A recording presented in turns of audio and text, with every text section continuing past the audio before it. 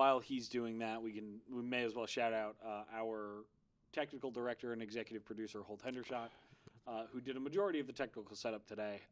I did it last week and decided that I fucking hated that shit. And Holt was available, and he now has his chair. So thank you, Holt, for all of the setup. This will only be available in the VOD. And now, with that out of the way, hello and welcome to Any Given Sunday, Week 5. I'm Coop. I'm an Eagles fan. This is my good friend Tyler. He's a Rams fan. And neither of our teams are particularly relevant to the headlines this week. So I don't have a segue ready. Which is kind of a first. I guess the only segue that I have is that we're in Baltimore. We go to school in Baltimore. This is true. Surrounded by a lot of Ravens fans who are not the happiest campers right now. No. Because they look really, really rough. And with Lamar Jackson out, they look even rougher. Yeah, it's a little bit like what we talked about with the Bengals a couple weeks ago in the episode that no one ever saw, where it was already the Bengals were 2-0 at the time, but it was already kind of brutal with everything going their way, and now they lose the engine. Yeah, I agree. I think Lamar was the flotation device keeping them afloat for the first 4 weeks. And Madubuike's out for the season. Marlon Humphrey's going to miss some time. So an already defense, I'm pretty sure Roquan Smith is also going to miss some time. So a defense that already looked really rough. They didn't have Madubuike, but it was confirmed that he will be out for the season. And now without Roquan and now without Marlon Humphrey, it could get worse, which is pretty hard to imagine with I'm pretty sure they let up the second most points per game in the league right now, with the only team being worse than them is the Dolphins. Yeah. And that's not the kind of company that you want to be in. We'll talk about the Dolphins a little bit later, but it's been really rough for the Ravens. And if Lamar, he's out for 2 to 3 weeks. If it's the longer end of that and you go 0-3 in that span, you're 1-6. Do you try to salvage playoffs at that point, or do you punt the season effectively, go get a defensive superstar early in the draft, or maybe an offensive tackle?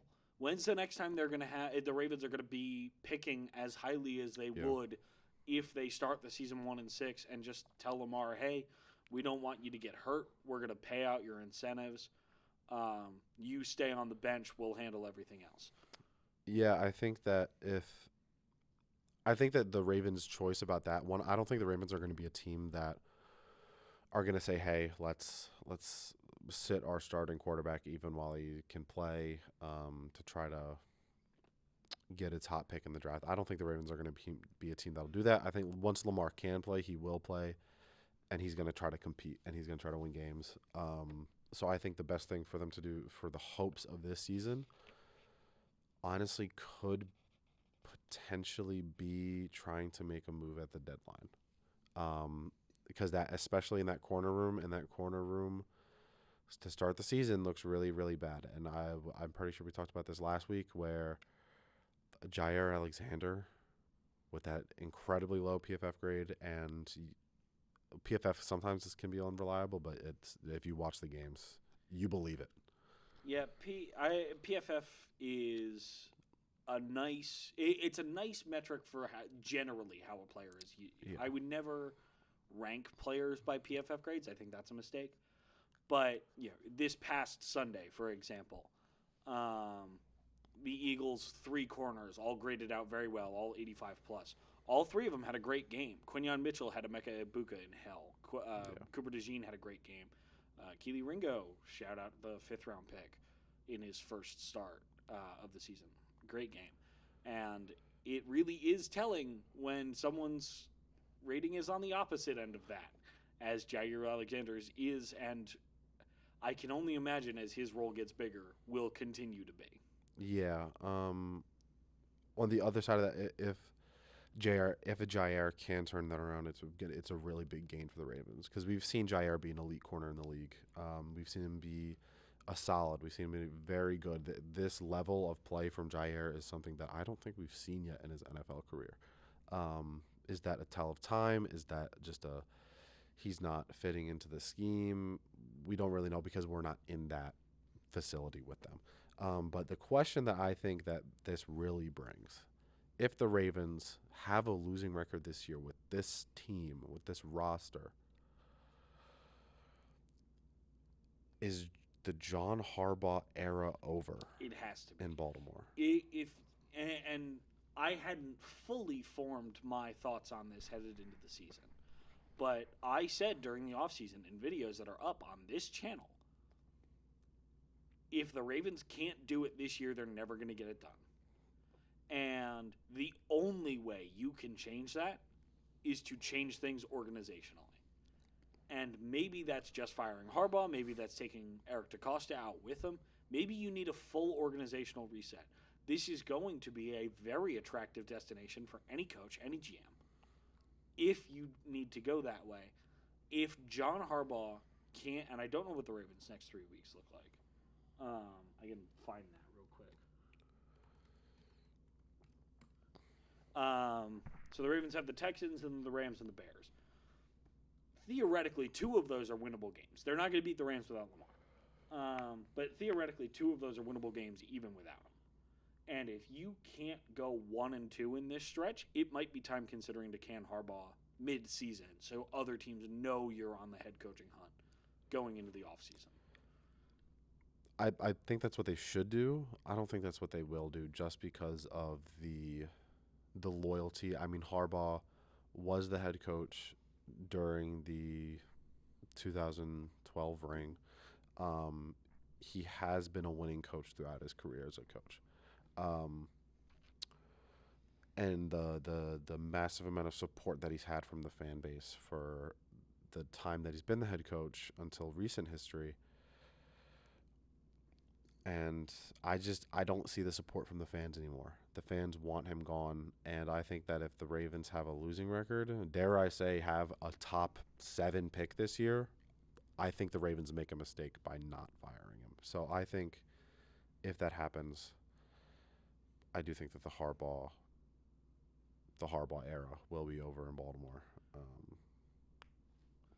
Well, and I can see us, 2 years ago in 2023, had we started this pod back then, having this conversation about Nick Sirianni.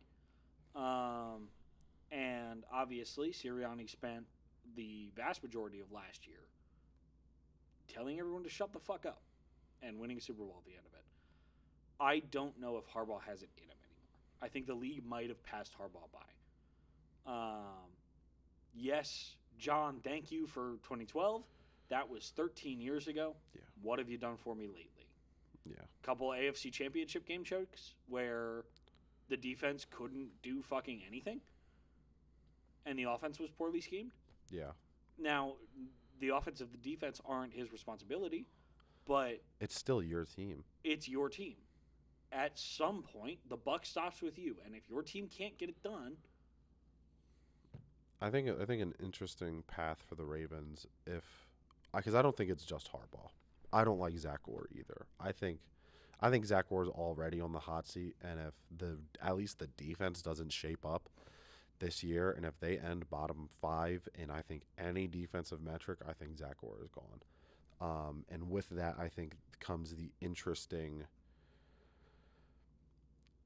narrative of, okay, who's next? yeah. And honestly, I think one of potentially my top candidates, if he chooses to leave his current team, is Chris Shula. Because I think Chris Shula has been a rising coach, the current Rams defensive coordinator. And I think, especially with the defense that the Rams have been putting together this year, if that continues and the Rams have a dominant defense for the rest of the season, I think Chris Shula could be looking to get poached. And will he take that head coaching opportunity in Baltimore or even that defense coordinator opportunity in Baltimore if given to him? Who knows? Time will tell. But I think my biggest question is who next in Baltimore. I was floating this idea of Harbaugh getting fired around with one of our friends, Cowboys fan, should tell you who it was. And when she and I were talking about it, I floated Chris Shula's name. I also floated Jesse Minter's name, the defensive coordinator for the Chargers. I did not float Brian Flores' name because we've seen him as a head coach. I did not, and that was honestly the eliminating factor for a lot of other coaches as well. Because if we've already seen you and you already proved you can't do it, why would I give you a chance to take Lamar Jackson and a Ravens defense with this much talent on paper? Why would I give you a chance to fuck that up? Yeah. Maybe I'm wrong about Flores. I mean, Tua has certainly proved Flores right. But man, it's hard to see the Ravens either not hiring an offensive guy or not hiring a defensive guy out of LA. Yeah. I completely agree. But on the opposite side of that coaching spectrum, we've got the Indianapolis Colts with Shane Steichen and the Colts. Even though they lost to the Rams, it was a close game, and not only were the Colts a holding call and a unfortunately timed error by Adonai Mitchell. That game, honestly, the Colts could have walked out of SoFi with a win. Well, and I really do hate to play the if game, which is why I'm not going to talk about the hold at all. Holding calls happen. They happen on big runs all the time. I will play the what if game on something that's just a stupid fucking mental mistake. Yeah. What if Adonai Mitchell doesn't taunt them by holding the ball out? Or attempting to hold the ball out. I mean, I'm a Texas fan. Adonai Mitchell was a Texas receiver. Hook him. That was a brutal play to watch. And I fired off on our Twitter, at Any Given Sunday Pod, Adonai Mitchell with the tight window catch of the year. And then about 5 seconds later, I had to quote tweet it with, and he wrecked it by dropping the football Deshaun Jackson style. Oh boy, was that brutal. Because if that game goes to overtime, who knows what happens. Yeah. And I've been avoiding talking about this, but I have to cry about Shane Steichen because I mentioned with glee in several offseason videos how much I was looking forward to having Shane Steichen back in Philadelphia because his quarterback situation was impossible. How could he possibly make Daniel Jones and Anthony Richardson into a playoff caliber team? Maybe Daniel Jones was good the entire time and he was just at the end of time. I think that's a serious thing in the NFL. I can't accept that. I can't accept that the guy I dominated for 6 years. I think that there are some franchises in this league that are just bad. Unfortunately for people who live in the New York metropolitan area, 2 of those teams are your teams. Yeah. So to the fan bases of Big Blue and the Jets, I'm sorry that you chose wrong. Well, and it really is that simple, right? I mean, Brian Daboll was hired in either 2021 or 2022. I believe it was 2021 was his first year. No, it was 2022 because he took the Giants to the playoffs in his first year. Right, that was his first year. I thought that was his second. I am going to pull up the 2022 coaching cycle real quick. Just sheer curiosity. But more notes on Daniel Jones. Even though Daniel Jones did throw two interceptions in the game against the Rams, other than those 2 throws, I thought he looked good. I think that he made the right decisions a lot of the time, and honestly, what more can you ask from a quarterback than that? Yeah. It's just unfortunate for him that he frankly underthrew the ball twice. Maybe that is a Daniel Jones thing. Maybe he just doesn't. I don't think he has the cannon for that because both of those were very deep throws. And if those were even less underthrown by 2 yards instead of 2 interceptions, you're looking at 2 very, very large gains. So maybe that's just looking at maybe you don't throw the ball deep with Daniel Jones, or maybe it's when you do, he's got to throw it with a lot of anticipation. Yeah. But other than those 2 throws, I thought Daniel Jones still looked good. He still looked a lot better than he did in the Giants. And I think that even with that loss against the Rams, the Colts fought. The Colts fought in that game, and I think that is a really good sign for them. Well, and the question that we have on our prep sheet is, are the Colts legit despite the loss? And the answer to that isn't just a straight up yes. It's a, how do you feel about the Rams and the Eagles and the Broncos? And I feel really, if the Colts competing with the Rams is impressive, it's because the Rams are a contender. And if the Rams are a contender, it's because they went toe-to-toe with Philadelphia. But if you don't think Philadelphia is a contender, everything starts to kind of fall apart there. It's hard to argue against Philadelphia being a contender, though, because they are 4-0, and they haven't played pushovers. Yeah. That's the biggest thing. And I'll talk about this a little bit later with the Bills, is that they're the only undefeated team in the league that has, and I believe we were talking about this a little bit before the show. Eagles are 9-6-1 against their opponents are 9-6-1 so far this year. And 4 of those losses have come to the Eagles. So they are effectively 9-2-1.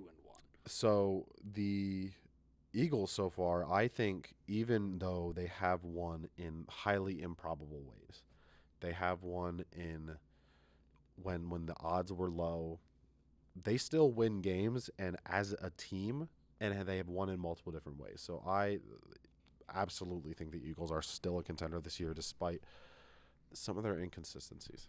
Well, and that makes the Colts contenders, because the Rams went toe-to-toe with a contender, and then the Colts went toe-to-toe with a team that went toe-to-toe with a contender. And that makes all 3 of them contenders in my eyes, which is really fucking weird to say about a team quarterbacked by Daniel Jones. Man, it's just like,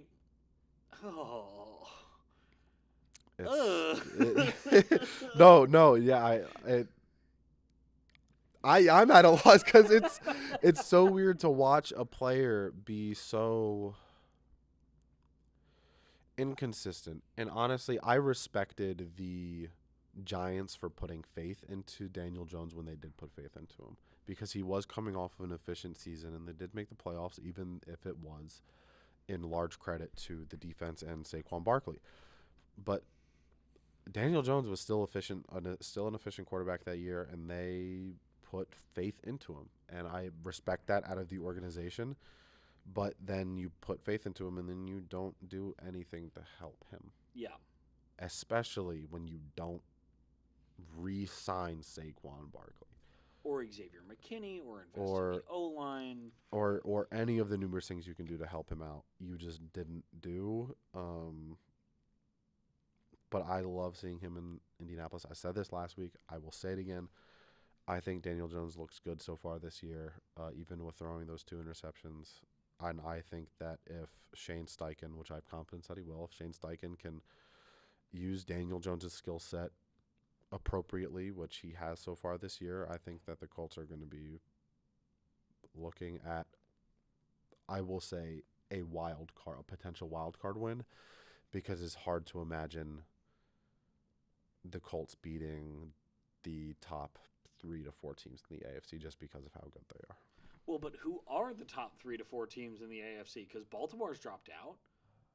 Buffalo hasn't played anybody real. Kansas City may not win their division. The Chargers just lost to the fucking Giants. Who's to say the Colts aren't number 2 in the AFC? That's true. That is a really good point. Honestly, if the Colts did walk out of SoFi with a win, yeah, I would be okay to say that they were number 2 in the AFC, because they would also be 4-0, while playing a contender. But at the end of the day, they didn't do that. I'm okay calling them 3 to 4. Yeah. But Colts are absolutely legit. I think that they're going to have probably somewhere between 10 and 11 wins this year, and could be looking at. I think they will win the AFC South. It'd be hard not to with the way the Texans have played. And they could go further than that, but we'll see come January. Well, and a big part of the Colts' comeback is Daniel Jones' change of scenery. And speaking of quarterbacks who need a change of scenery, the Cardinals and the Dolphins both wore their rivalry jerseys. Kyler Murray and Tua, there is still time. You can still repent. Go to Minnesota. Go to Carolina. Go to LA. Your services will be well taken there. And maybe, just maybe, you can develop into a starting caliber quarterback. On the rivalry jerseys, though, I saw a lot of memes about the Cardinals jerseys looking like tortillas. And up close, yes, they absolutely do. But from a distance, in the wide shots, Cardinals jerseys, I like the tan on red. Yeah. I like the state flag. I like that they repainted the end zones to be red and copper with the star. Overall, I think the Cardinals really knocked it out of the park with the first game of the week.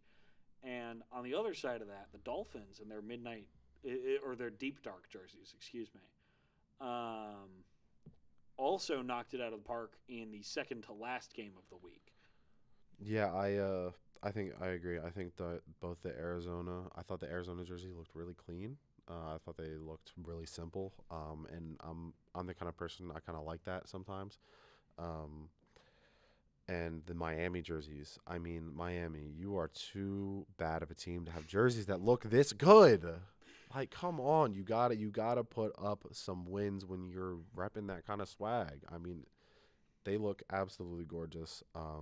So absolute props to Arizona and Miami's the design team, whoever designed those jerseys. They look absolutely stunning on the field. Yeah, and we're not fashion experts, you and me. No. I don't think anyone could mistake us for such by looking at the clothes that we're wearing. But I am able to identify a good NFL uniform matchup when I see one. And Cardinals-Seahawks was a great matchup. The Cardinals were in their blue on grays. That's a great look on its own, contrasted against a really, really good Cardinals jersey, arguably the best Cardinals jersey we've seen since Nike took over, save for maybe their current blackouts, which are really nice, and which they're wearing this week, by the way.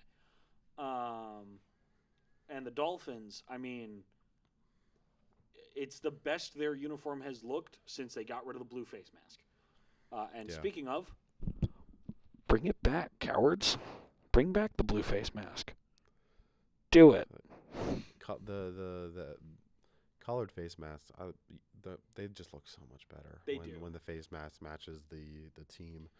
And another thing, if we're talking about fashion, please bring back the Breast Cancer Awareness Month gear. They are, I think. Are they really? I don't think I've heard that news yet. Because I don't know that they're actually bringing back like the pink gear, but they are doing.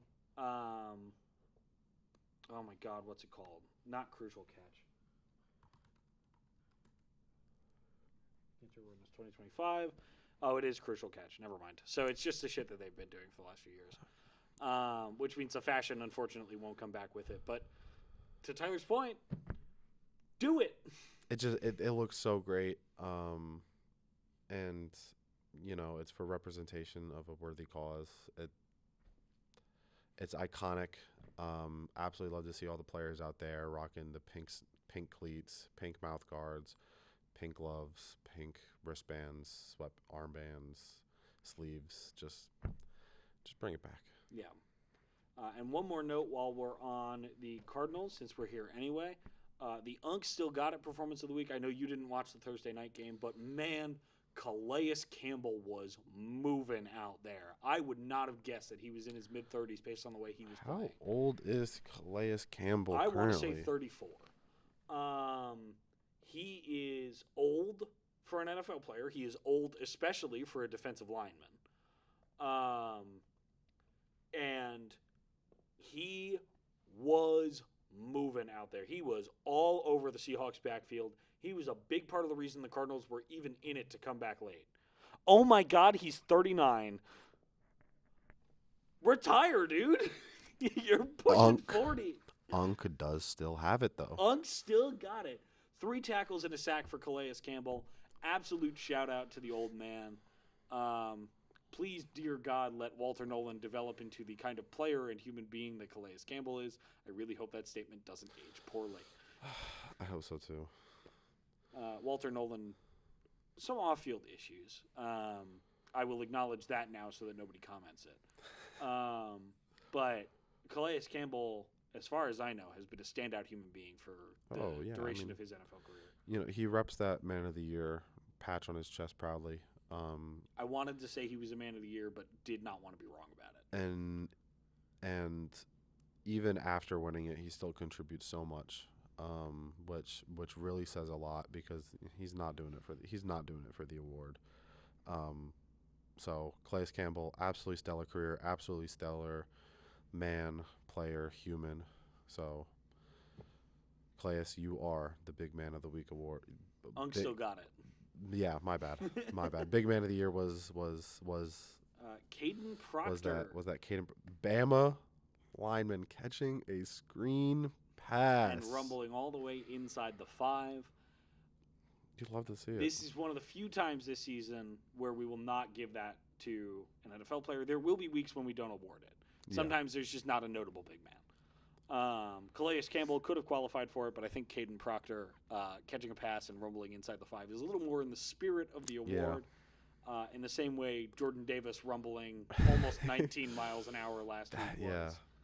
It reminiscent of a Dan Skipper touchdown. Yeah, no? Very much so. But Calais Campbell and Caden Proctor, you guys, our Unk Still Got It and Big Man of the Week award winners.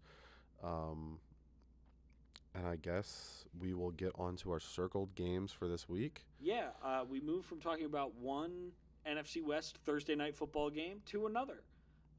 Crazy. NFC West getting back-to-back Thursday night games. Love to see the coverage on what I think the most competitive division in football is. And it certainly, in the wake of the Micah Parsons trade, that is true. I think the NFC East might have given the West a run for its money if Parsons were still in the division. Thank God he's not, and thank God for Jerry Jones. We got to find a way to make sure he stays alive forever. But Niners-Rams, both of these teams – nope, I'm sorry, that's not true. The Niners are coming off their first loss this season. Yes. Yeah, both of these teams are 3-1. Yeah. It's a Thursday night game, a Thursday night divisional game, which means shit's going to be off the fucking rails. It might be a 6-3 game because Thursday night games do not have the best reputation. But this is a very important matchup very early in the season. Yeah. How do you feel about this? It's a home game, but there will be a lot of red in that stadium based on what I've seen. There always is a lot of red in SoFi when San Francisco plays there. Honestly, I think that is a credit to the fact that San Francisco is not far from Los Angeles. When LA left the South California, the SoCal area in the 90s, where did a lot of those fans go? San Francisco. And when LA moved back, a lot of those fans didn't switch back. Meaning that a lot of the fans in that SoCal area are still Niners fans. And whenever the 49ers go to SoFi, it is pretty much a San Francisco home game. But even with that being said, I think right now the 49ers are just, I think they're too banged up to compete with the Rams, and I mean like truly compete with them. I still, simply because of respect of divisional history and the fact that Kyle Shanahan so far has owned Sean McVay, I do think that the Rams are going to take this one. But it is a battle for the early lead in the NFC West because of Actually, that may not be true. If Seattle wins this weekend, I'm pretty sure it'll be Seattle and the winner of this game tied for first. Because they'll both be 1-0 against divisional opponents, and they'll both be 4-1. Seattle lost to San Francisco in week 1. I did not know Seattle already played 2 divisional games. Yeah, if Seattle wins this week, and so do the Rams, actually, if Seattle wins this week, winner of this game gets the divisional lead over Seattle on time. Yeah. Because either the Rams will have beaten the Niners, which the Seahawks failed to do in week 1, or the Niners will have beaten the Rams and they have the head-to-head. Yeah. So, I mean, I personally have this game scored at 27-23, going in the way of the Rams. If this wasn't a divisional matchup, that score differential would probably be bigger, just because if you look on paper and so far this season, you kind of get the feeling that the Rams are the significantly better team. Yeah, and I think now I have a ton of respect for Brock Purdy. In the offseason, I put him in the same tier as Stafford, Daniels, Mayfield, Hurts. In kind of that tier 3 of NFL quarterbacks. There's the top 3 guys, and then Mahomes, and then the guys that I just listed. Purdy had a not great game against Jacksonville last week. There were a couple throws that, if they're caught, they're huge plays or even touchdowns. Didn't happen. You play the game that's scored. You play the game that's called. Yeah. I still think Brock Purdy is a tremendous football player. I think he's a tremendous quarterback. And I think that he's going to keep this game and most Niners games this season far closer than they have any right to be. Worth noting, the Niners have the easiest schedule in the league, which has contributed to their 3-1 start, despite the fact that they are heavily injured at a lot of key positions.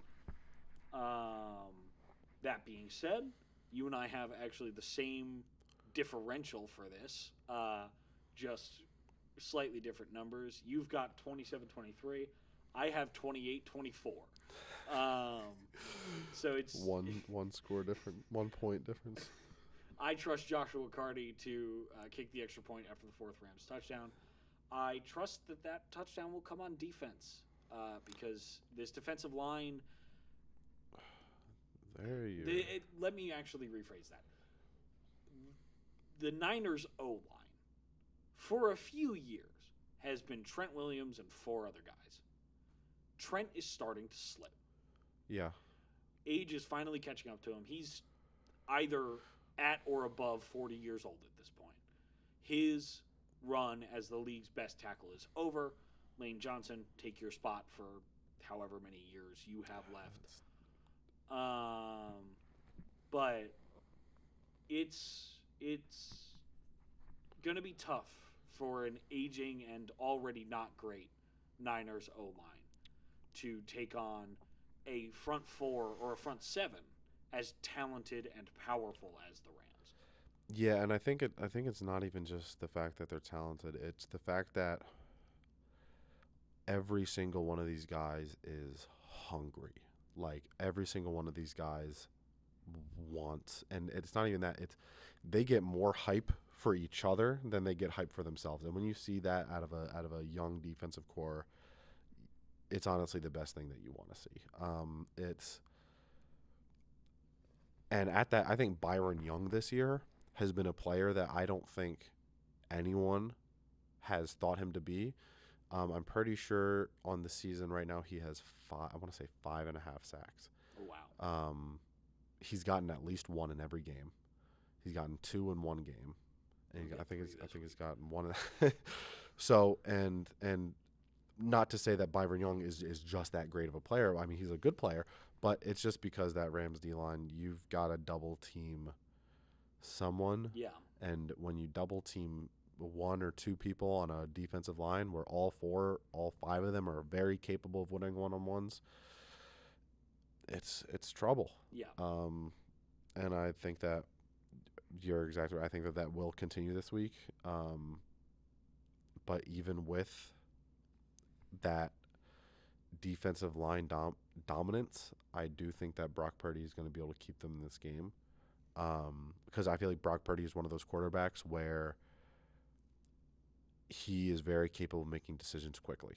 Yeah. and he's very capable of getting the ball out quickly. He's a little bit more of a traditionally styled quarterback than a lot of the league is at this point. And I think that is going to benefit him under pressure, which he probably will be a lot in this game. So I guess that is my take. Yeah, no, I think that this is, if Nick Bosa were playing, I would say this is more a battle of the defenses than a showcase of the offenses. Because he's not, because George Kittle is still out, because Brandon Ayuk is still out, because the Actually, Niners... Jawan Jennings is also He may be. out. I think he's listed as doubtful right now. I can fact check. But this is a Niners team that, much like last year, has absolutely no business being anywhere close against any real contenders. But they were last year, and they will continue to be because Brock Purdy is that caliber of quarterback. So Jawan Jennings, Ricky Pearsall, and Brock Purdy are all listed as questionable for this game. Yikes. I'm sure Purdy will play. I haven't heard anything about Purdy, so I'm sure that might have been like a at practice today kind of a thing. But I have heard that Jawan Jennings and Ricky Pearsall are dealing with things, and if both of them are out, if you're down your top and 4 your pass catchers, and your number one receiver at that point is Kendrick Bourne with Demarcus Robinson and Sky Moore at the 2 and the 3. Oh God! And then I bet you haven't heard this name in a little bit.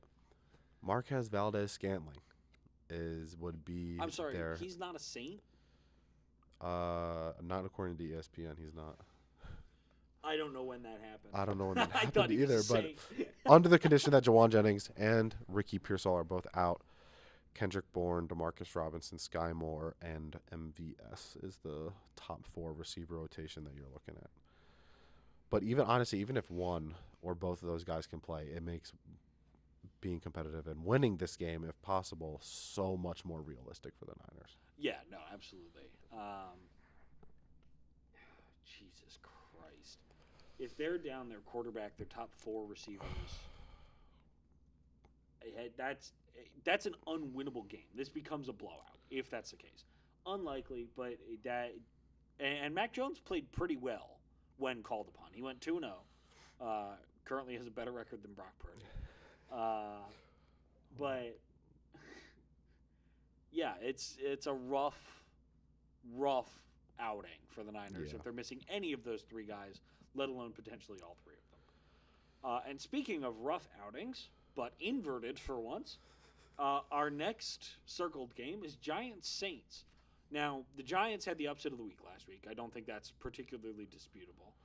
A winless team. Now, granted, it was a home game for the Giants, but a winless team starting a rookie quarterback against a great defense.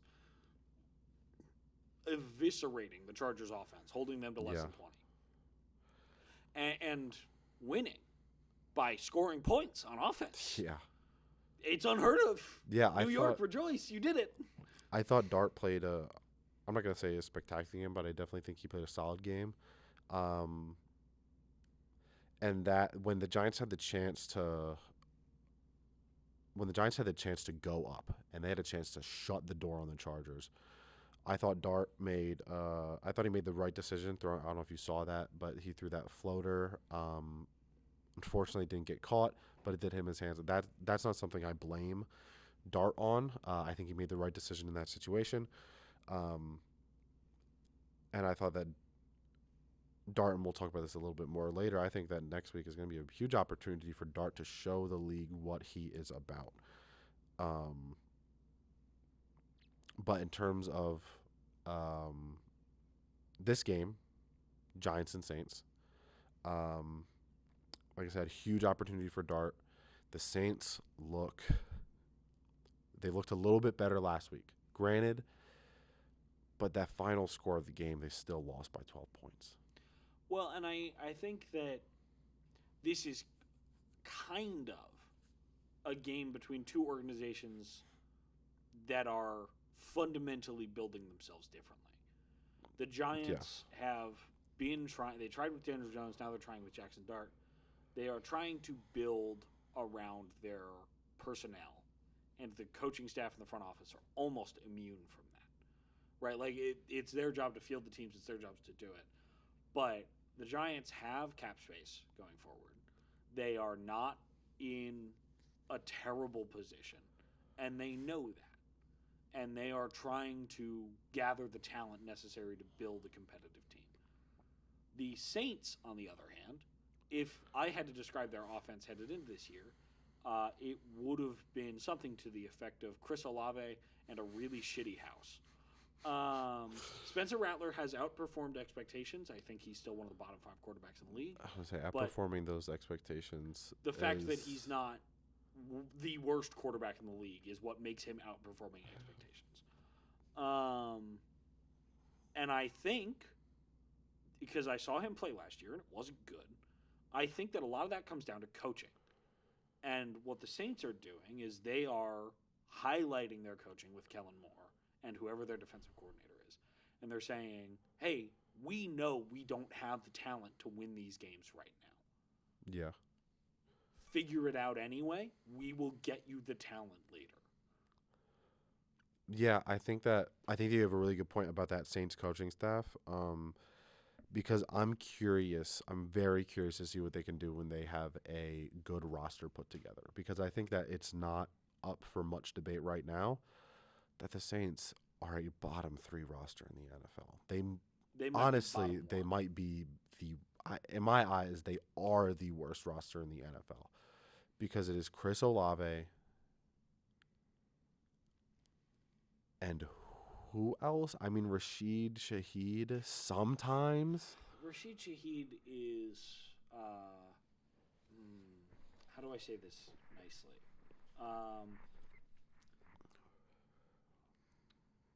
Jalen Reagor meets 2024 Quentin Johnson. Like he'll run a go. Rashid Shaheed is not a guy I want running routes. I'm going to give him a go. Yeah. And he's going to run down the field, and he's either going to outspeed his guy and catch it, or he's not. Yeah.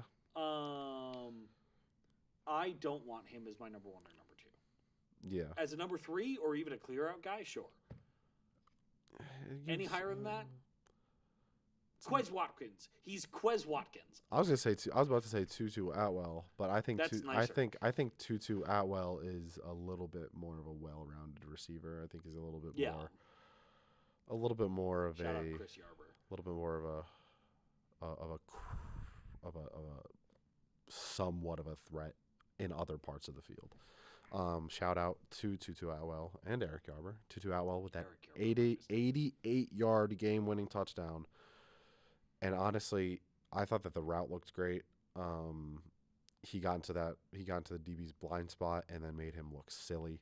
Caught it, ran it down, called game. Yeah. But bringing it back to the Saints, not a lot of talent on the team. Chris Olave, and honestly, I think this is a serious concern, is that I think Chris Olave, I think his body is going to give out before this team gets good. And that is really unfortunate to say because I loved the Saints drafting Chris Olave. I loved Chris Olave as a player. I loved him coming out of, in my opinion, receiver university. Between them and LSU, just take your fucking pick. There's no wrong answer there. But Chris Olave, I was really excited about him. And it just sucks to see, I'm not pointing any fingers, the hospital balls that were thrown to him in the early parts of his career. I'll point fingers at Jameis Winston and Derek Carr. I'll do that. I was mainly pointing towards Derek Carr because I like Jameis Winston as a person too much to make fun of him as a quarterback. But I think the Giants absolutely run all over the Saints. I think the defense is going to, even for a team that is coached by Kellen Moore, I think the Giants' defense is going to, I don't think they're going to give the Saints much. No. And honestly, looking at my score right now, I think that the score differential is going to be a little bit bigger. And for this one, I think that Jackson Dart will go down to Louisiana, and I think he absolutely will show out. I will say this as many times as I need to. Jackson Dart was my second favorite QB prospect coming out of this draft. I wanted him in LA. Giants traded up and took him. But Jackson Dart, I think, will show up. I think he will show out in the Bayou. I think Giants take this one away 27-13. Okay. I will say this about the Saints personnel before I give my own score. And I tweeted this out as well, again, at Any Given Sunday Pod.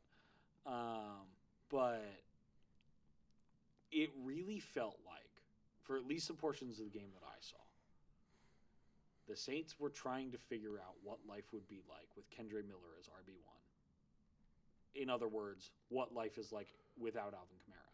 Now, it's worth mentioning, we talked about this last week, the Chiefs' run game is a real fucking problem. And Alvin Kamara undoubtedly makes it immediately better. And you have to wonder if Kellen Moore is looking at the much younger running back and thinking, can we get away with having this guy as our RB1 while we send Kamara out to just recoup some value from that, maybe a second or a third. If you can get that at this point in his career, which from a team as desperate as the Chiefs might be, yeah, I think you probably could get a second or a third out of them for Alvin Kamara. The only thing is, honestly, my only question is, what are you going to get out of Alvin Kamara that Isaiah Pacheco doesn't bring at this point? Elusiveness. At this point in Alvin Kamara's career. The ability to actually read a defense. That's true. Isaiah Pacheco, if you give him a hole and it's roughly within his vision, he'll find it and he'll hit it. That was always kind of the appeal. He got hurt again. He's not as explosive as he used to be. He's not as bendy as he used to be. Alvin Kamara will find the hole no matter where it is, and he is more elusive than Isaiah Pacheco is, despite being significantly older. Shut me up. That was not my intention. It's just because I don't have a whole. I've never. This is probably a little bit unpopular. I've never been a huge Alvin Kamara guy. He's never been great, except 2017. Just because the whole Alvin Kamara versus Christian McCaffrey, I was always a CMC supporter. You take the guy that's run for 1,000 yards once in his career. CMC is. I think if CMC has to have gotten injuries, because if he didn't, those running back all-purpose records gone. I mean, CMC, honestly, I think had a bid at the 2023 MVP. I mean, he scored 24 touchdowns or something like that. That is absolutely absurd. But so that's why I was never really a big Alvin Kamara guy. And it feels worth mentioning, if you could trade for CMC, yeah, do that. But I don't think he's on the market. And I think San Francisco wants to stick with him. I think Kamara could be on the market. Yeah. And I think because that's true, or because it could be true, the Chiefs have to be shopping. Yeah. Now, for Kellen Moore, you just beat the shit out of the Chiefs in the Super Bowl. Do you want to give them a chance to get their lick back on your old team if it has a slight chance of making your current team better? Yeah, probably. But I don't think the Chiefs are going to touch the championship game this year, which is a little bit of which is a hot take, but it's hard to watch the team play right now. Yeah. And say that with confidence they're going to make an AFC Championship game. Yeah. Because to be transparent about it, I don't see an explosive team. I don't see a team that has frankly, the referee, the true 12th man on their side anymore, and I think that is what's flipping a lot of the close games that they're going against. Now, granted, they did just obliterate the Ravens. Yeah. I thought Mahomes looked really, really great in that, and I will get into that a little bit more when we talk about the Chiefs. But for Giants Saints, I think Giants are going to come in. I think they're going to get a good win for Big Blue. Yeah, you and I have the same number for Giants points scored. I have a little more faith in Kellen Moore on the Saints offense, heavy on Kellen Moore. I've got 27-24, and we were just talking about teams that don't have a chance to sniff the title contention. Let's talk about two teams that I had in their respective conference championships, the Broncos and the Eagles. Yeah. One of those is a lot more vindicated through 4 weeks than the other. But I'm just going to spoil this outright. I have the Eagles winning this one. The Broncos are 2-0 at home. They are 0-2 on the road. Granted, wacky shit in Indianapolis. Yeah. But the strength of both of these teams lies on their defenses. And when the chips are down, I know Jalen Hurts can beat Pat Surtain because I've seen him do it. Yeah. I've also got the Eagles winning this one. And the reason why I say that is because I know that when the Eagles' backs are against the wall, somehow so far in the last, 20-something games, 20 in a row. they find a way to win. Whether that is through improbable plays or finally fixing what they've been doing wrong the entire game. The Eagles have been finding a way to win, and I have not seen that out of Denver. So I think, if anything, this game will start close. I don't think it'll end close. I've got 28-17 Eagles moving to being 5-0. I was going to say that's a little bit of a deficit, but I realized looking at the screen that my deficit is actually larger. And really what that comes down to is I just don't trust Bo Nix against this Eagles defense. Now, we're down our top edge rusher. Jalen Carter's dealing with a shoulder injury. But we have Zach Bond. We have Jahad Campbell. We have one of, if not the best secondary in the league. I know that might be blasphemy when talking about the Broncos specifically. But we have a really, really well-rounded defense.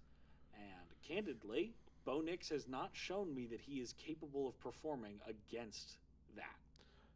Yeah, that's exactly why I don't think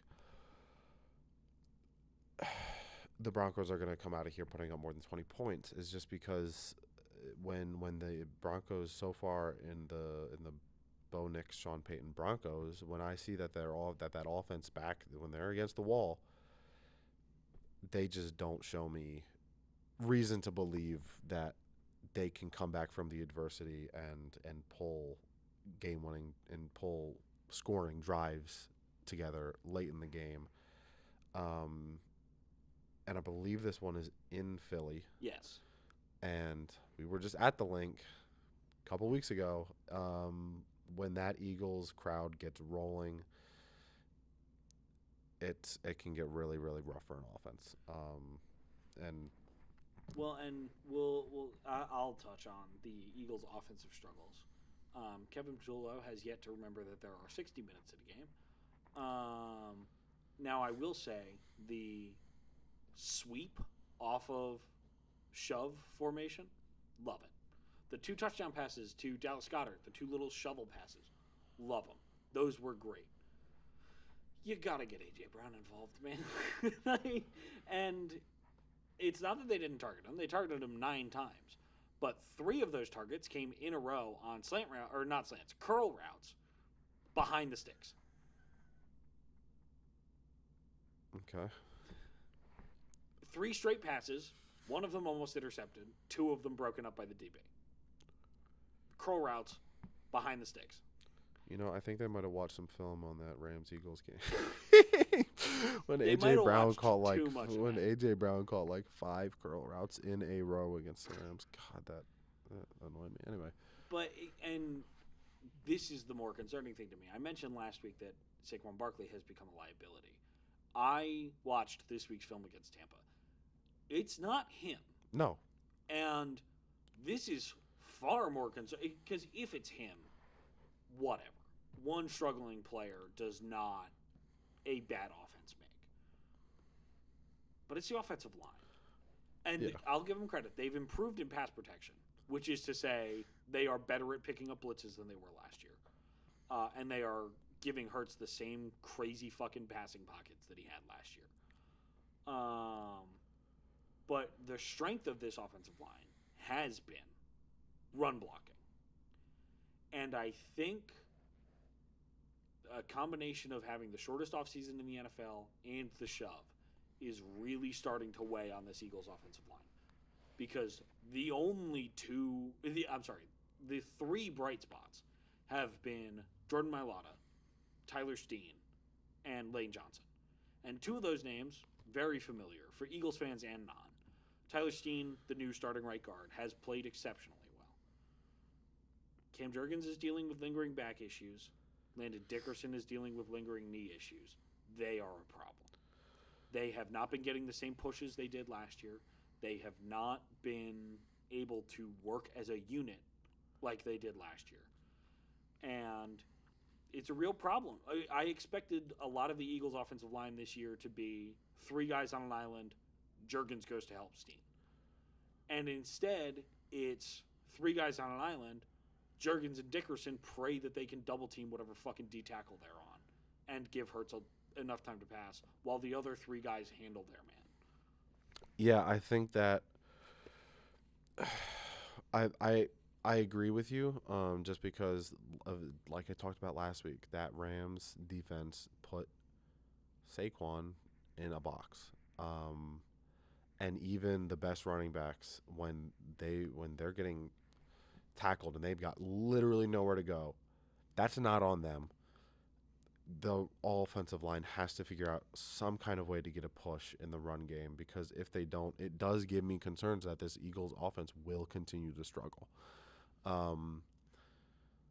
Because so far at least in what I've observed, Jalen Hurts has not been a high volume passer, but he is an efficient passer, and there are question marks that are raised when an efficiency passer goes from being efficient and then it all of a sudden needs to have a high volume. More prone to make mistakes,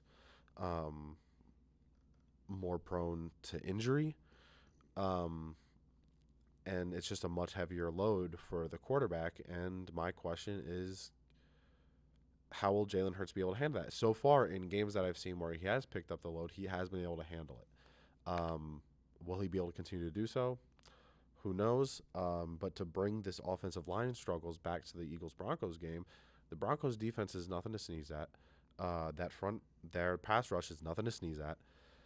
And I think for the Broncos to have a chance, for the Broncos to come into the Link and have a chance to win this game, I think that defense has to take over, and they've got to take over. They've got to take over early, and they've got to sustain it. Well, and the way to beat that, and now it's worth mentioning, there is not a defense I trust more in straight-up man coverage than Denver. Yeah. There is not a defense where I would leave their top 6 DBs or their top 5 DBs straight up one-on-one against especially the Eagles more than Denver. But the answer for Jalen Hurts and the Eagles is going to have to be pray to fucking God they are in man and dice them up underneath. Or let AJ get one over the rookie or over Surtain deep.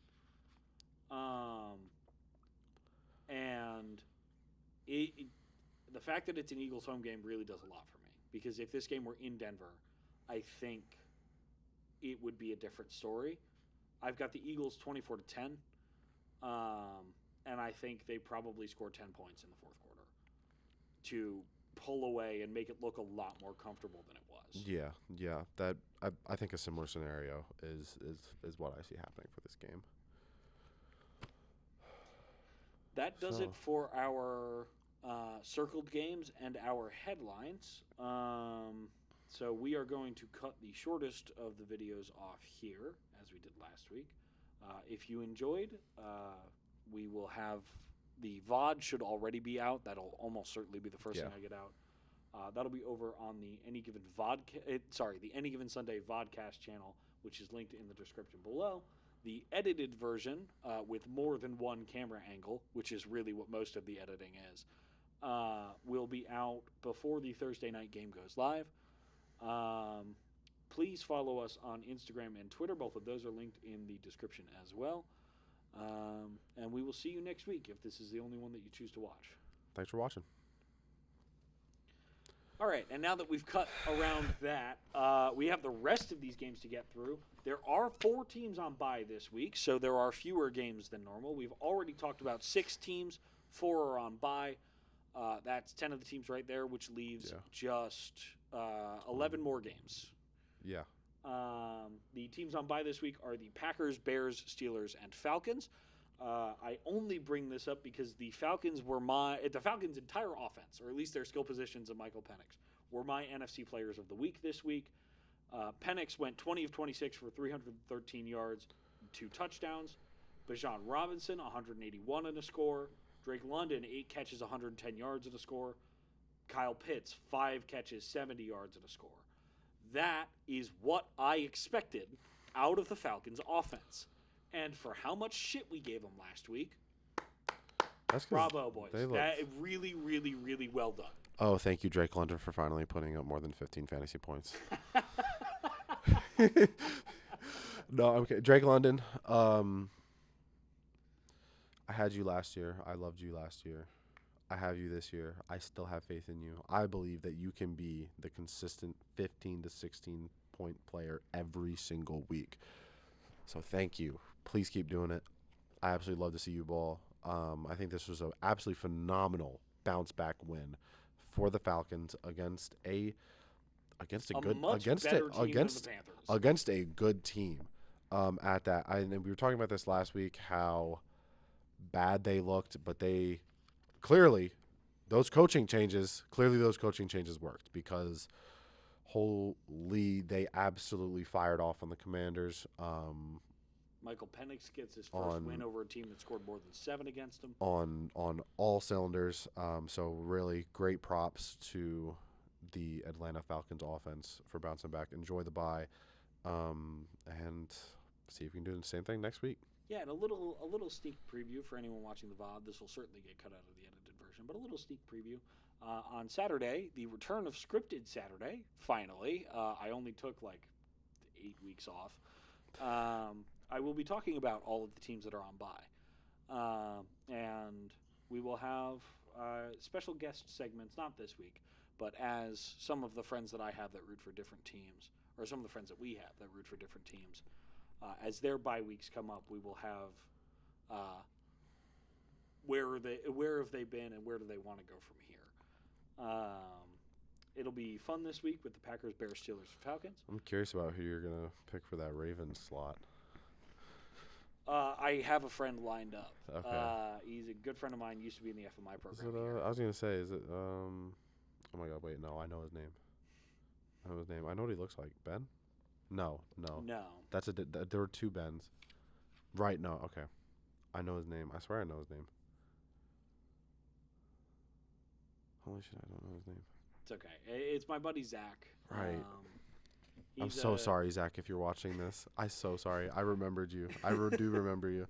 He's a really good dude. You know this because you got this text early in the off season. But I texted a bunch of people asking them if they'd be willing to be on camera and talk about their teams come their bye week. Plans changed a little bit for you, and I'm grateful for that. But yeah, it should be fun kind of going forward. Yeah, I guess who the guest for the Rams is going to be. Yeah, it's going to be a real fucking shocker when I'm the guy talking about the Eagles in week 9. But as for the rest of these games, first we have Vikings-Browns. Aren't you excited?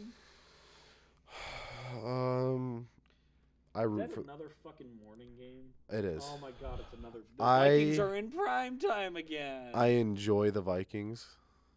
I support the Vikings. I love a lot of the players that are on the team. I love their coach. But I need you guys to maybe step it up a little bit. This is the game I have it flagged as Vikings look bad, Browns look badder. Yeah. My God, is that an apt description? Look, Carson, buddy. buddy.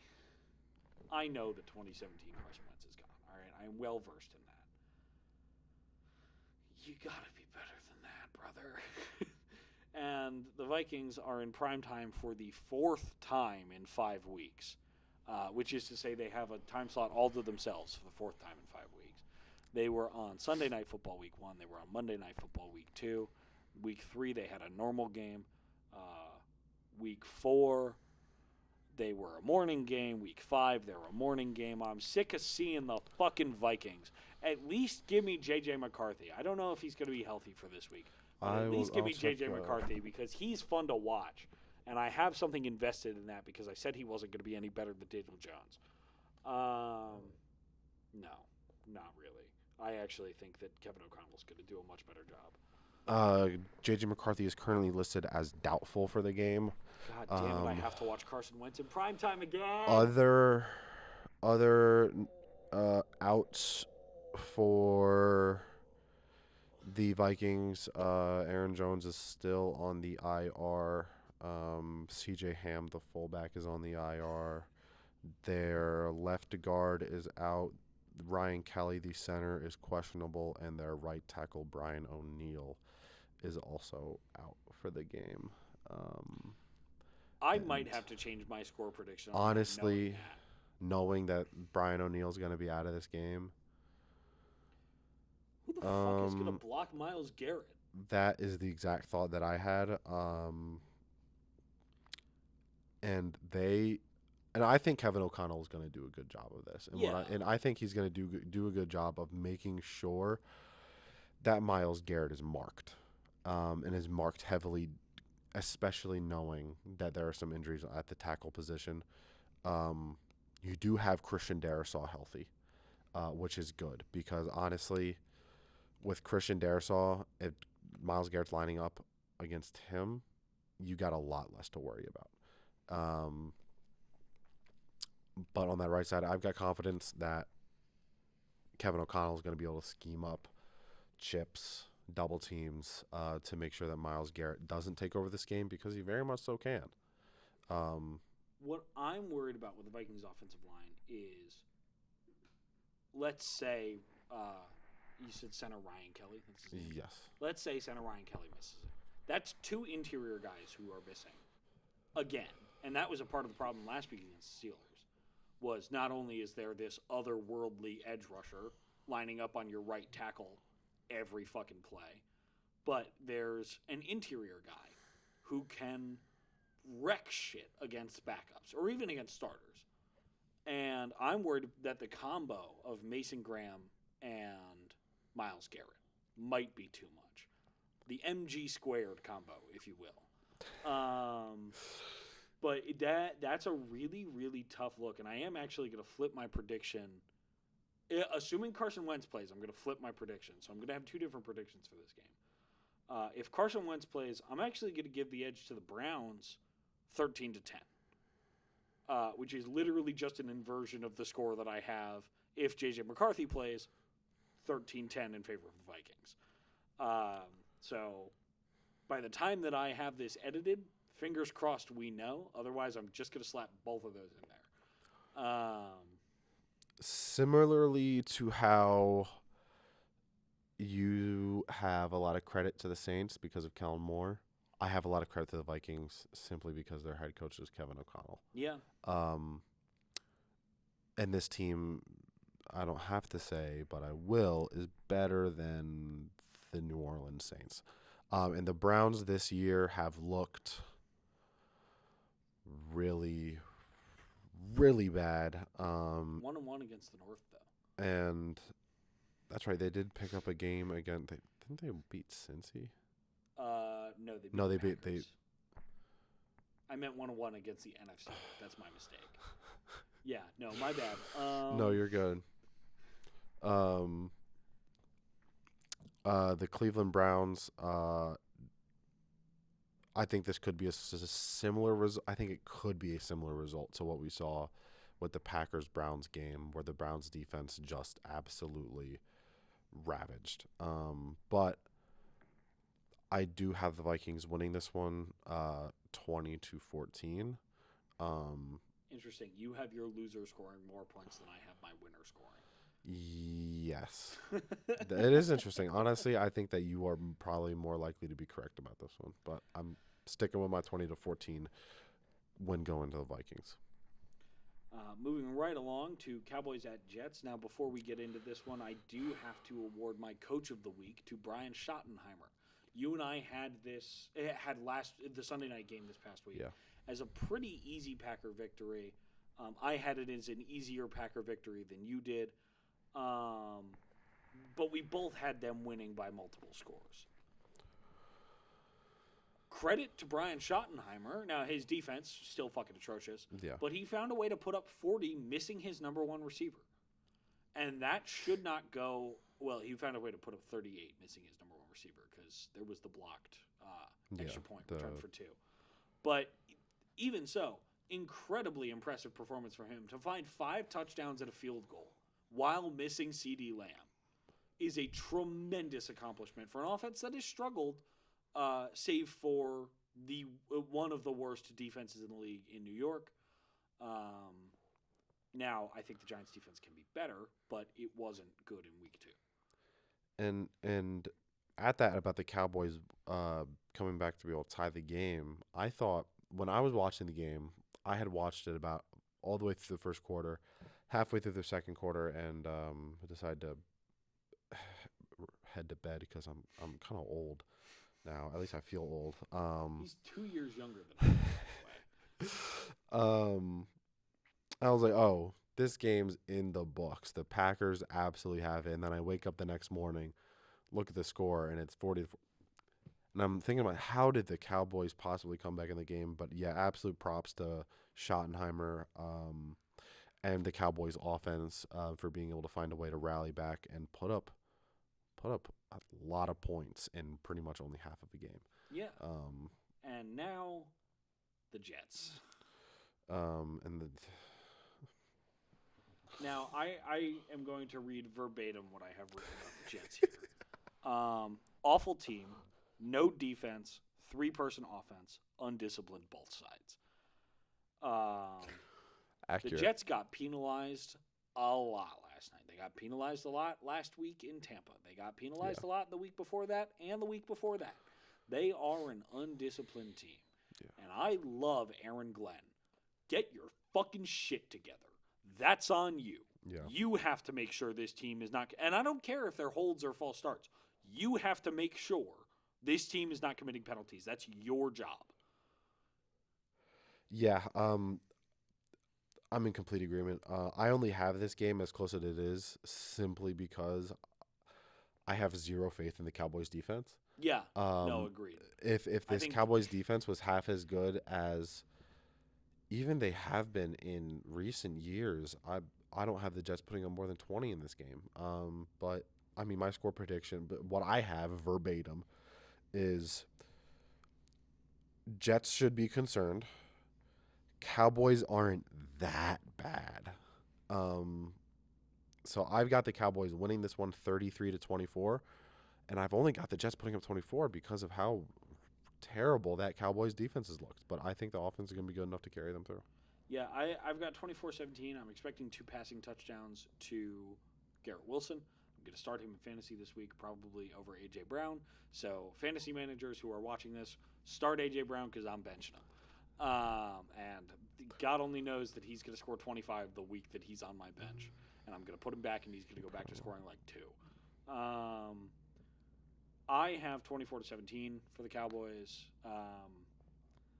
I don't particularly trust the Cowboys defense, but as a counterpoint, I don't trust the Jets offense either. So yeah, I think Breece Hall will have a good game. I think Garrett Wilson will have a good game. I think Justin Fields will have a good game because the Cowboys can't stop the run to save their fucking lives. I think other than that, it's going to be very tough. Yeah, and honestly, I think that just off of Garrett Wilson, Breece Hall, and Justin Fields is why I do think that the Jets are going to be able to score 3 touchdowns. If anything, I think it could be off of a short field because of a rough Cowboys drive. But I do think that the Jets are going to be able to put up a little bit of points. But this game is not one that I am telling you have to go watch, because in complete transparency, I probably won't be. Good news, anyone who is not a Cowboy or Jets fan, it's a 1 o'clock game. There will be plenty of other games on Red Zone. You can skip this one. Moving on to a game that should actually be a lot less interesting for a number of reasons. Raiders-Colts in Indianapolis. I did not put my blowout stamp of the week on this one just because I think there's a game that is more likely to end in a blowout. But any other week, this would have taken it. Oh, yeah. Now, credit to Ashton Genty, who had a legitimately great game. 155 all-purpose yards, 3 total touchdowns. That is a great week. It's the week we've been waiting for the top rusher in college football last year, the guy who should have won the Heisman Trophy last year. All due respect to him, all due respect to Geno Smith and Brock Bowers and Jacoby Myers. Colts 31-7. Yeah, I'm. My deficit is a little bit less than that, and I think that for me it is because I don't want to give that much credit to the Colts defense. I think that especially with last week, the Raiders finally finding a little bit of an offensive groove, I think they're going to be able to find something here. I've got the game also going to the Colts 28-13. And I think that kind of bouncing off of what we talked about the Colts earlier, if the Colts can bounce back from a tough loss in LA and they can go out, have a dominant performance against a team that they should beat, I think we are confirming the narrative that the Colts are a genuine team. Well, and I'll take one final pass at 2 coaches involved in this game. Colts head coach Shane Steichen, I miss you. Please come back. Even though you undoubtedly saved your job, and the Colts are better off for it. I miss you, Pookie. And then on the Raiders side, their offensive coordinator, it's another offensive play caller. On the opposite end, hey, Chip Kelly, go back to hell, you son of a bitch! I have no idea who that is. Chip Kelly. Chip Kelly was hired by the Eagles in 2013 after we fired Andy Reid. Okay. As a coach or OC? As a head coach. And his whole thing in college was speed, which was great in 2013. He was the head coach from 2013 to 2015. And then obviously we hired Doug Peterson in 2016. But it worked really, really well. This was the Michael Vick, Deshaun Jackson, LaShawn McCoy. Speed is everything Eagles. And their defense was young enough in 2013 that it could sustain a 45-second touchdown drive by the offense and the defense just going right back out there. And then in 2014 and 2015, so across those 2 years, we got rid of Michael Vick, Deshaun Jackson, and LaShawn McCoy. And the defense got older. And so we didn't have the offensive personnel to go score. And we didn't have the defensive personnel to keep up even when we did. And it was just really bad. And we traded LaShawn McCoy for Kiko Alonso. And we cut Deshaun Jackson for gang ties while Riley Cooper was still in the locker room. Riley Cooper, noted KKK member, by the way, and that's a fact. You can look that up. I'm unfamiliar with the Eagles 2010s lore. Frank. Yeah. We're getting to an hour 20 here. And, okay. Ellie's texted me that she's hungry. So is there any chance that we could wrap it up shortly? We're getting there. We're in the final segment. Okay. We probably have another 20 minutes of raw footage. Okay. Okay, next up, let's move to I want to go Commanders Chargers next, because this was a game that I thought was worthy of being a circled game. I mean, these are 2 strong teams. I feel like so far this season they've shown a little bit of inconsistency at times, but I think that at their core, both of these teams are strong, especially if Jaden Daniels is back. This is primed to be a really good game. Jaden Daniels and Terry McLaurin should both be back for the Commanders. That'll really help their offense. The thing that I'm looking at for this game, and I know that we have 2 different teams winning it, The thing that I'm looking at for this game, the reason I have the Commanders taking it, the Chargers are now missing both of their starting tackles. Joe Alt isn't listed as out yet. He is currently listed as He doubtful. was carted off the field last week. I'd be stunned if he played. But even if he does, he's playing through an injury. Yeah. And that's going to harm him. And Yeah. he's playing out of position. He's playing through an injury. Those two things. He played great, by the way, in Rashawn Slater's spot. But it's still an adjustment, and playing through the injury is another adjustment on top of that. Yeah. And Von Miller is no spring chicken. The edge rushing group in Washington isn't great. It's good enough to beat two backup tackles.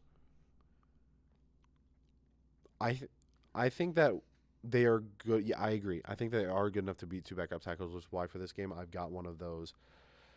If even a injured and even if a playing through a injury Joe Alt is in this game, it makes an absolutely huge difference. Yeah. For the Chargers, which is why if Joe Alt plays in this game, I've got Chargers 23-20. If Joe Alt is not in this game, I've got Commanders at 20-16. Okay. Yeah, I have the Commanders 34-21. I think the offensive staff is upset about the way last week went, and I think they're really looking forward to having their quarterback and their receiver one back. And I think Cliff Kingsbury is going to be in his fucking bag against a great defense. Yeah. And let's be clear, the Chargers are one of the top 5 defenses in the NFL so far. It's hard to imagine on some level the Chargers losing 2 in a row. But on the other hand, what's more Chargers than chargering? That's true. Like, when everyone expects them to do one thing, they usually do the other. We both expected a blowout over the Giants in Jackson Dart's first start. They lost. And Yeah. it sucks to not plan for not having your tackle. But you had 3 quarters to adjust to that, Yeah. and you didn't. Which is why I think Joe Alt is going to be the big factor in this game because, I mean, coming into the season, you look at the Chargers and they've got the best tackle duo in the NFL with Joe Alt and Rashawn Slater. And then that unfortunate news that broke just before the season started, that Rashawn Slater was going to miss the entire season. And then now this Joe Alt injury. I think that the better decision is going to be sit Alt for this week, maybe next week, as long as he needs to stay healthy. Because if you do want to win a Super Bowl with this Chargers roster, you need at least one of your healthy tackles. Both of them can play both sides, and if you've even got one of them, that is significantly better than none of them. Yeah. So I'm excited to see how this game goes. I think that this very well could be a blowout, truly. If the Commanders have an explosive return with the offense that a lot of people think they are, I think this could end up in the 30s to the teens. Yeah. But my final is 23-20 without Alt, 20-16. Commanders take it. Moving on, going back to the 1 o'clock window, because that I believe is a 4:30 game. Back to the 1 o'clock window, we've got Dolphins-Panthers, and this is yet another game that you probably want to skip if you're just watching this one at home. The Dolphins have looked much better in the last 2 weeks, and the Panthers, if Teteroa McMillan is playing well, the Panthers are playing well. And if he's not, Yeah. Bryce Young doesn't know how to play football. Unless he can find someone who's 6'4" or taller somewhere down the field. Yeah, I think for this particular game, I think it might be that I have absolutely zero confidence in the Miami Dolphins. Especially with the unfortunate news for my fantasy team and for Tyreek Hill that he's going to be out for the year. And that is Tyreek Hill, even with his struggles this season, he's still a great receiver. And missing him is going to be big. Because, I mean, then it's Jalen Waddle and Malik Washington. I think it's Malik Washington. Not the UMD star quarterback Malik Washington, the wide receiver, the Dolphins wide receiver Malik Washington. And because of that lack of faith that I have in the Dolphins, I've actually got the Panthers taking this one. I actually have a note written for this one. Top pick implications? This very well could have implications for who gets the number 1 overall pick, or even a top 5 pick later in the season. It's interesting for us to be on opposite sides of the Panthers where you have them winning, because I am, and have been, pretty consistently very high on the Panthers. Egg on my face, I'm taking the Dolphins this week. I've got 17-14. I don't think either of these teams are going to play very well. I don't think either of these teams deserve to play very well. And I'm just going to put a disclaimer out there on Tyreek Hill. Nobody deserves to be injured like that. But my girlfriend loves making fun of me. And you got a piece of this as well on opening night. Tyreek Hill is a hell of a football player. I wouldn't look into anything else he's done, No. but my God, can he catch a football? And with that, I still have the Dolphins winning. I expect a big game from Jalen Waddle. I expect the Dolphins running backs to be more involved in the passing game. Devon Achane certainly capable of that. I am looking forward to see what Ollie Gordon has to offer in that respect. And speaking of teams that are underperforming/injured, Ravens-Texans. Now, I will put another disclaimer in front of this game. The Ravens lost their best player in Lamar Jackson for 2 to 3 weeks with a hamstring injury, and the Texans responded by trading away their starting tackle. I haven't seen that news yet.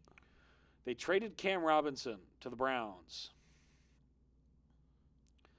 For what? A bag of chips? Pretty much, yeah. So it was already a bad offensive line. You're trading away arguably the best player on that offensive line. C.J. Stroud, I will send my flowers to your fucking funeral, buddy. I am so sorry. Now, he won't die this week because the Ravens have no fucking defense, like we talked about earlier. I've got Texans 31-10 because it's really hard for me to see, unless Mike Green, also a hell of a football player.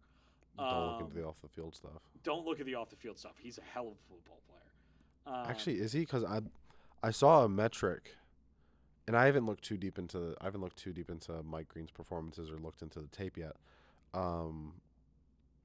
But my buddy who's a Ravens fan sent me a metric that Mike Green has only had a pressure percentage of higher than 10% 1 week so far this season. That doesn't surprise me. He is a rookie. He did play against lesser competition when he had to transfer to Marshall. For no particular reason, nobody looked into it. But he was one of the highest-rated edge rushers in college for his entire tenure. And it's weird that he fell to the second round as long as you don't look into anything he did off the field.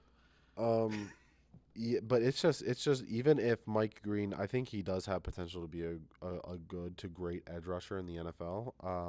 But so far this season, that's just not the Mike Green that we've seen. No. I do think that against a bad Texans offensive line, this could very well be his coming out party. He could very well put up multiple sacks, put up a lot of pressures in this one. And if he does, congratulations. But I also do have the Texans winning this one. I've got it 24-10. I think 10 points might even be generous. Just because. For the friend of mine who's a Cowboys fan that I mentioned earlier, aren't you excited to watch Cooper Rush suck for someone else? Gotta be if you're a Cowboys fan. If you're a Ravens fan, I'm sorry. Yeah. Moving on to Titans Cardinals. Actually, I'm not going to say these are two bad teams. The Titans are a bad football team. If Ken Ward said it best. Yes, and I will put that quote. We're just ass. Or no, it wasn't we just. It's just we ass. Yeah. The note I have written for the Titans is awful team, but Ward is good. Yeah. And the note I have written from the Cardinals is need more from the offense, defense pulling their weight. Yeah, I agree with that statement. I think that the Cardinals are coming off of a tough divisional loss. Um, you lose a close one to Seattle. A second straight tough divisional loss. Yeah, repping those beautiful jerseys, by the way. Just had to shout that out again. Um, but I think the Cardinals are gonna. I think the offense is gonna have a little bit of a bounce back week. I think that Kyler Murray is gonna be able to kind of take advantage of a weak defense. And I've got the Cardinals winning this one 24-20, simply because the Titans are still in the bottom teams in the league conversation. Yeah, I have less faith in not in the Cardinals offense. Actually, yeah, in the Cardinals offense and in the Titans offense than you do, which is part of how much faith I have in the Cardinals defense. But I've got 17-7 for this one. I think Jonathan Gannon's got a really well coached unit out there. Would have been nice in 2022, asshole. No, because then they might have actually won something instead of getting blown out by the Rams. No, that was 21. Wait, 2022. He was the defensive coordinator for the Eagles at the time when James Bradbury committed holding in the Super Bowl. I've seen the still image. I know he actually held. I wish he had just worn white gloves. I'm just saying, Nickel Roby-Coleman, all ball. All ball. All ball. All ball. Just like that T. Higgins call, that no call against the Rams. Yeah, that was clean. All ball. Clean football. But yeah, I've got Cardinals 17-7. You've got Cardinals 24-20. Bucks Seahawks has the potential to be interesting, except I really like Mike McDonald and his defense. I'm not as much of a I like Mike McDonald in the defense. I've got this as a shootout. Oh, you do? Holy shit. I do. I think that because even with the good defense that I think Mike McDonald does have in Seattle, I think that Tampa's offense is, and I think Baker continues to show it, is that he is an absolute slinger. He will let it loose. And he's absolute credit to Baker Mayfield is that he is an absolute great quarterback. Although still, I believe they still don't have Mike Evans. I think they will still be without Mike Evans. And that is huge. But I still think the Buccaneers figure out a way to put 28 points on the Seahawks. With that being said, I do think that the Seahawks will take this one 30-28. Yeah, I've got the Seahawks winning this one as well. To me, I think Devon Witherspoon comes back this week. And Let me check ESPN. I watched the Eagles defense last week against Bucks offense missing Mike Evans. And man, there was a lot of not great showings from the receivers against this Eagles defense. Emeka Egbuka had a great performance by the numbers, but anyone who actually watched that game knows he had one great play and was locked up in Quinyanamo Bay for the rest of the day. And Devon Witherspoon is, I'm going to say, a similar caliber of corner to Quinyon Mitchell. I think Mitchell is very quickly becoming one of the upper echelon corners in the league, and Devon Witherspoon has been there since he was a rookie as well.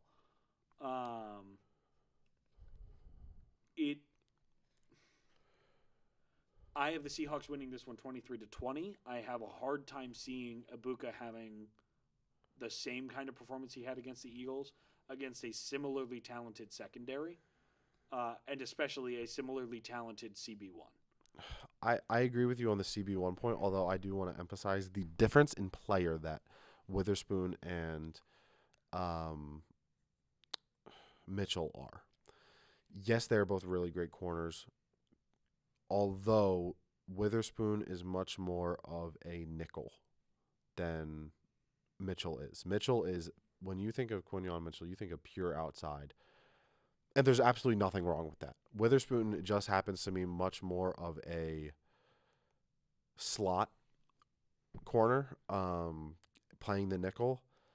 And I know a lot of people, particularly people who play Madden, love Tariq Woolen.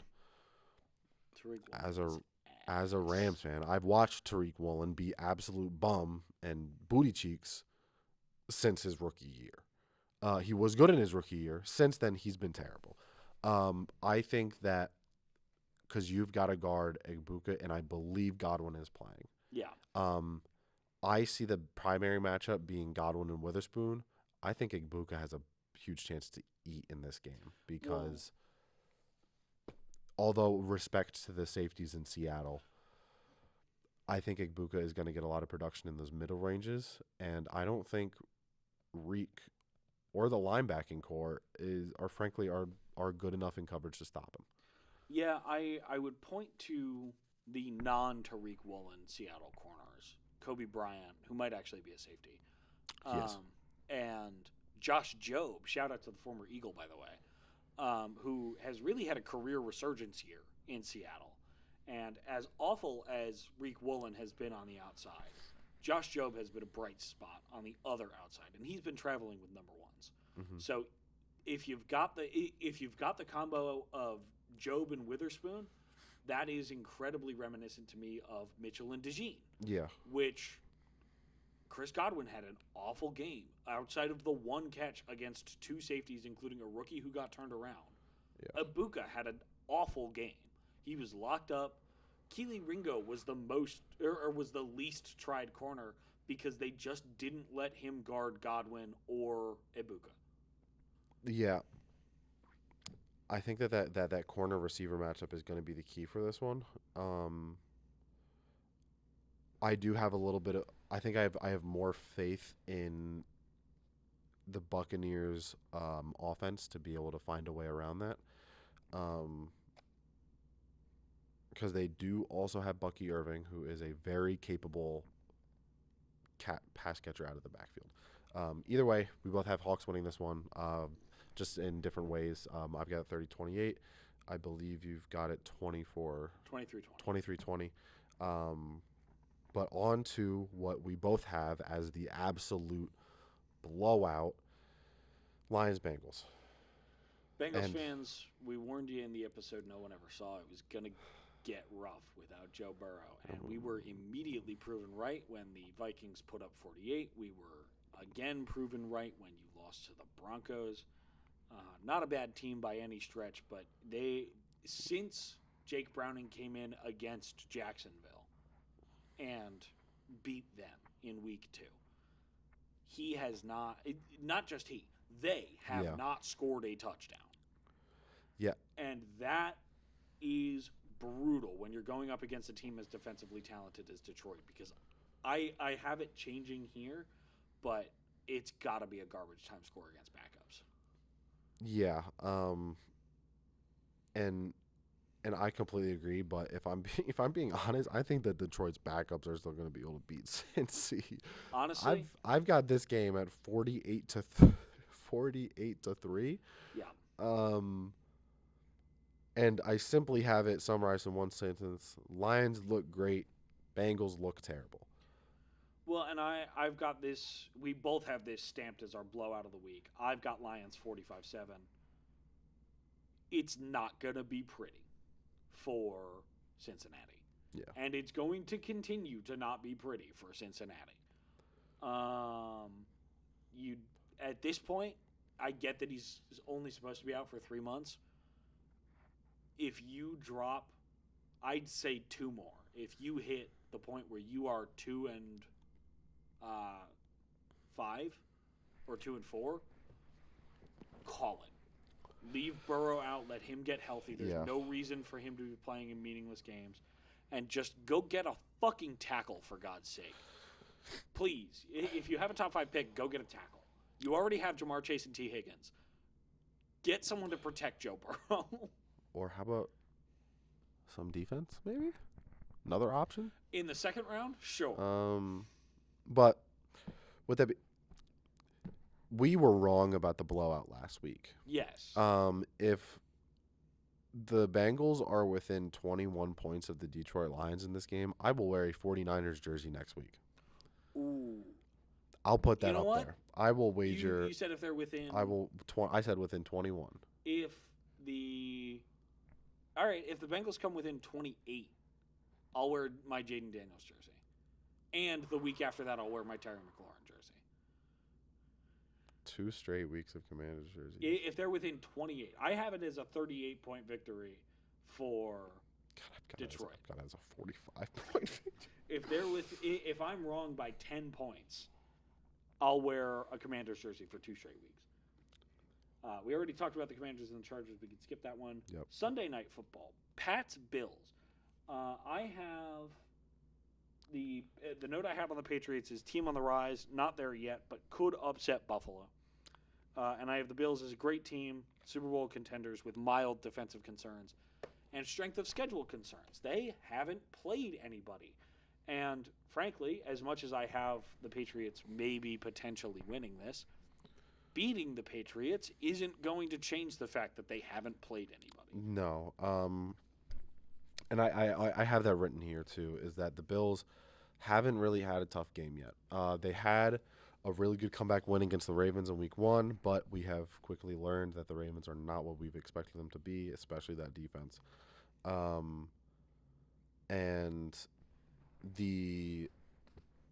I think the Bills continue to go on to 5-0. I don't think it looks good. You're great. You're 5-0, but you haven't really played a contender yet. And I think that down the road that could raise some question marks, but I think that right now, if you're a Bills fan, you are enjoying these Sundays. You are chilling on your couch. You're playing a team you don't got to worry too much about. I don't think the Patriots have that much of a chance for a comeback here, and I think that mostly that is because of the fact that it's in Buffalo, and the Patriots aren't there yet. They've shown some flashes. They had a good game against, I believe they played Carolina last week. Had a good game against Carolina, which is another bad team, but it's a flash. But I don't think that they're going to be able to do too much in Buffalo. I've got Bills winning 30-20. I've got the Bills winning 27-24. I think New England probably scores a garbage time touchdown or 2 to make it look closer than it was. But while we're here, I'd like to visit on the Bills' strength of schedule. Okay. For the rest of the season. Next week, on Monday night, they have the Falcons. That, to me, based on the way everybody's playing. Now, I understand having a potential loss for them in week 1 against the Ravens. Didn't end up happening. But this is the first opportunity since week 1 where I think the Bills' odds are worse than 70% to win the game. Yeah. And I think it's still probably 60-40 they win. It's in Atlanta, so maybe that tips it to 55-45. But if they win next Monday, then they get to go to Carolina. And then they're at home against the Chiefs. The Chiefs now What, this is the Chiefs. I would say that is a month ago. That is a month from now. Yeah. Which the Chiefs, we have come to learn that the Chiefs can look very, very different at different points of the season. And if the Chiefs look like a dominant team like they have in recent history, then that game looks a lot. Then the narrative going into that game looks a lot different. If they continue to struggle, it's just going to be the same thing of, okay, Bills haven't really played anybody yet. Well, and I marked when I was talking about the Chiefs last week, I said if they don't look better by week 8 or 9, I'll be concerned.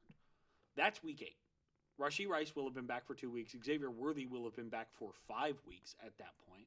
You will have had the trio playing together for a couple weeks at that point. That could be a real test for Buffalo at midseason. And then, if they win that, and they're still undefeated, 8-0, good job, lads, they get to go to Miami. And then they have a home game against the Buccaneers, which could be another test. They've got a test every other week.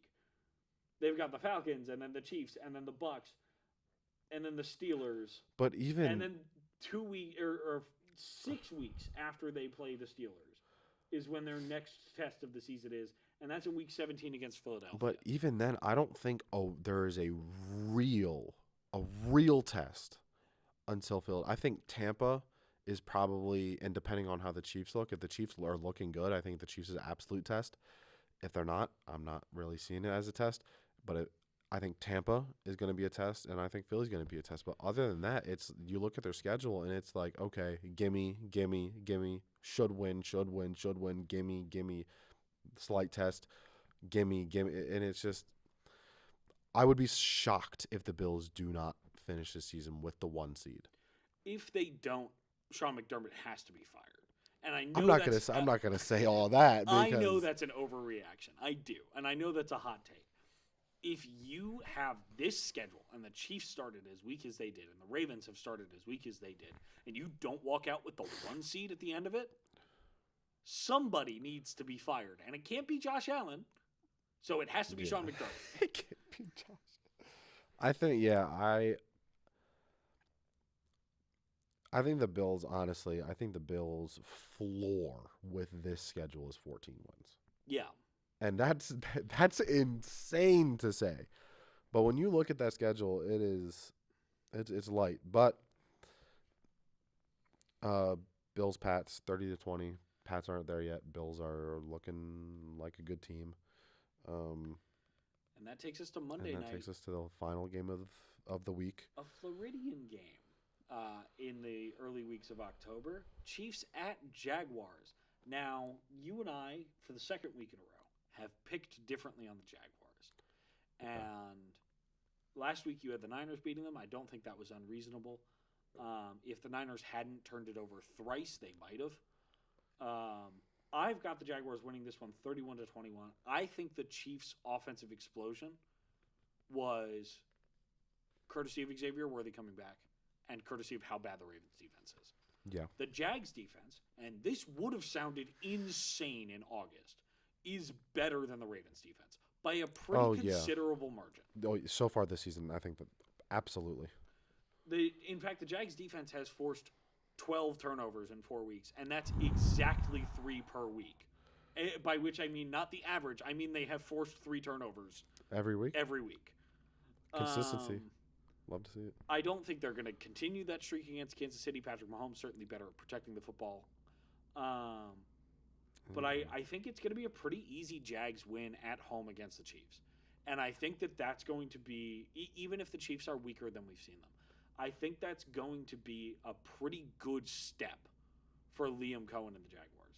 In fact, even if they lose, but it's a last-second loss, like on a Harrison Butker field goal or something, still a great step for Liam Cohen and the Jags. Because when Doug Peterson came in 2022 for the Jags, they made the playoffs. They lost to the Chiefs in heartbreaking fashion in the divisional round. Chiefs obviously went on to win the Super Bowl that year.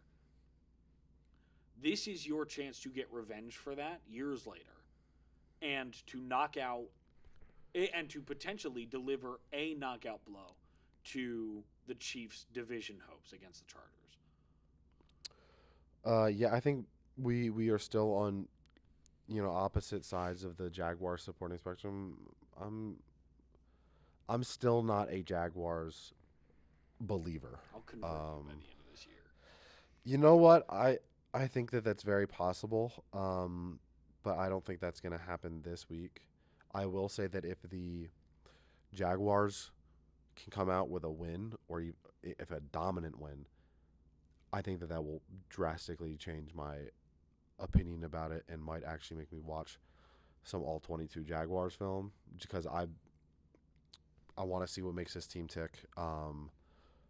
And it's really just Travis Etienne. I still have the Chiefs winning this one. I have it 20-17, just because I haven't seen consistency from this Jags core.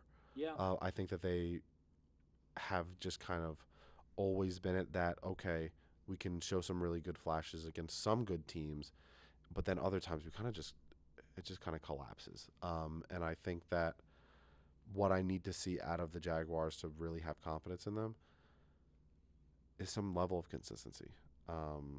But I've got Chiefs coming out with the win at 2017 and absolutely reversing their 0-2 start and coming out of Week 5 3-2. All right. Well, that brings us to the end of the slate of games. I know our technical director / executive producer is thrilled to hear that. TJ, it is always a pleasure. Tyler, you're good. It's always a pleasure. We will see all of you wonderful people in the comment section down below. Start a fight. Just pick somebody and tell them they're stupid. And I forgot to mention this at the top of the episode, actually. I was 8-8 last week. You were 7-9. We only disagreed on one game. It was the Jags game. We're disagreeing on Jags game again. We disagree on the Jags game again. It'll be interesting. I might start a separate calendar to see how we do on Jags games specifically. But it has been an absolute pleasure, and we will see everyone next week. Always is. Have a great Sunday. Oh, and next week we might both be in division rival jerseys, so I hope not. that's fun. I also hope not. I don't want to wear those. I don't want to wear those colors. It's sacrilege. But yeah, we will see you all next week. Oh,